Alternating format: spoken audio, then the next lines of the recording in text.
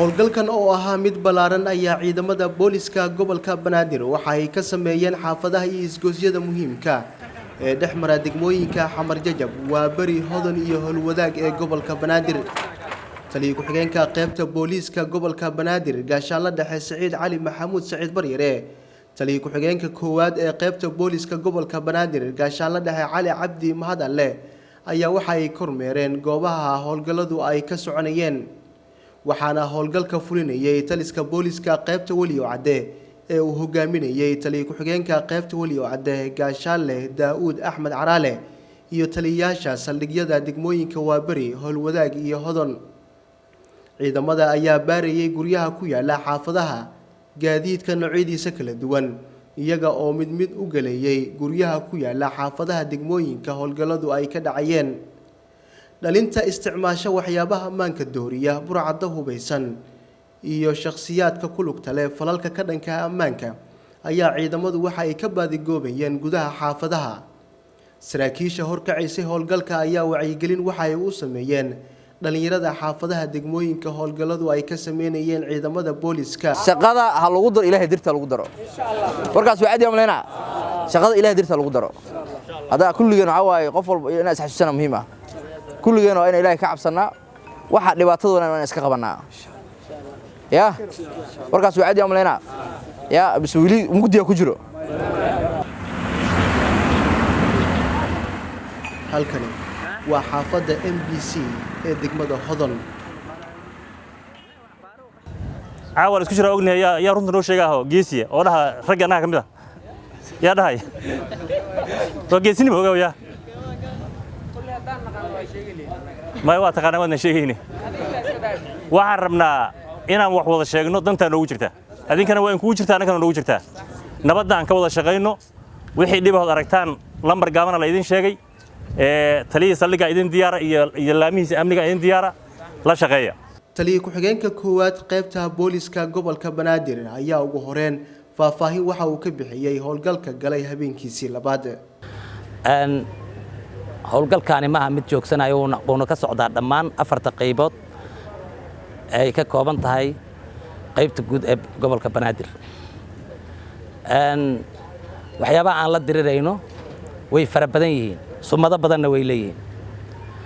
marka koo waa wacyigelin inaan bulshada meel isugu keeno hadba dhulkan ka howlgalayno inta toosan intii muxuu ahaa tuun laga helo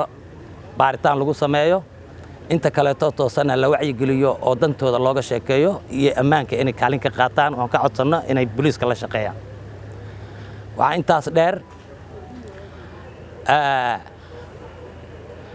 nabadda cid laga tuugaya ma jirto cid kasta sumad kasta ha lahaato midab kasta ha lahaato hub kasta ha wadato hadday doonto ha ahaato kuwa dariiska annagu aan sidano ama dariisyada kale ciidamada amniga wata ha ahaadaan cid kasta oo si dhaqan xumaa magaalada u dhaxmaraysa ama fal dambiyeed lagu arko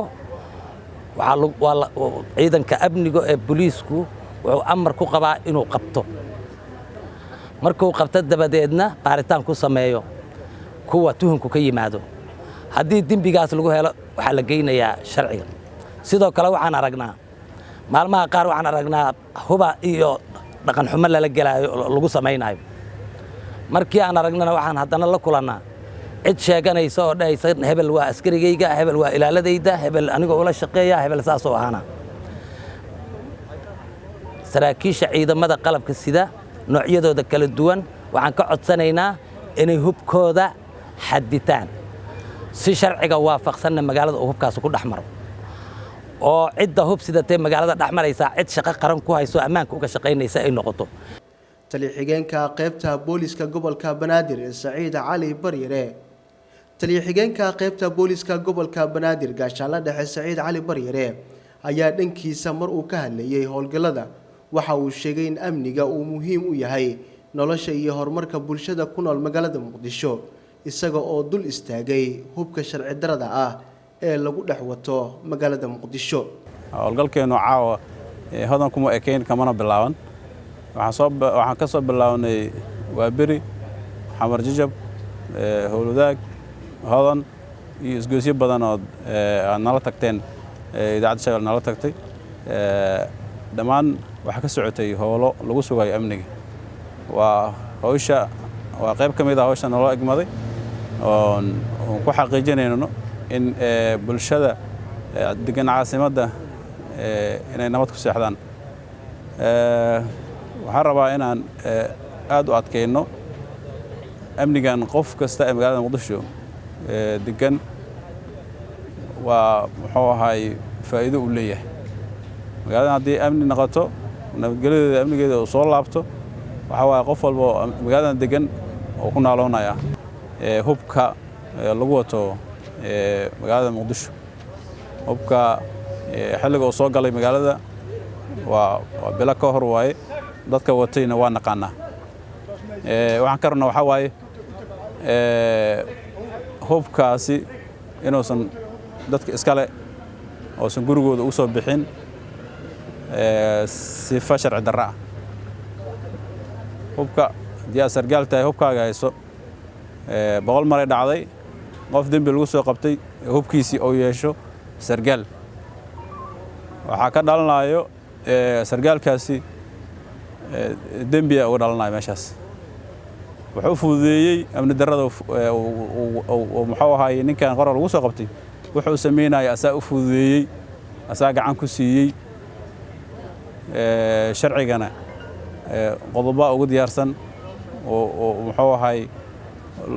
u qoran qaar ka mid ah dadkii uu saameeyay howlgalka ayaa ka waramay howlgalka ciidamada iyo sida ay u arkaan kulli maslaxadeena u leeyahay adin maxay tahay wixii nabadgelyo anagana waa noo ronta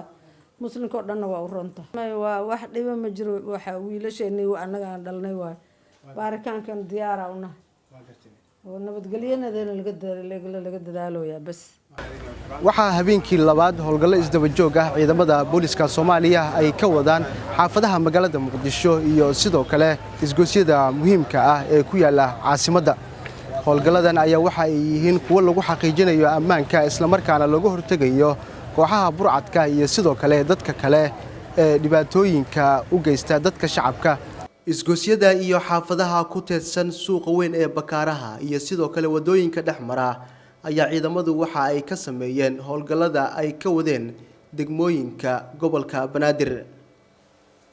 Zakariya Ahmed Muuse TV Shabeelle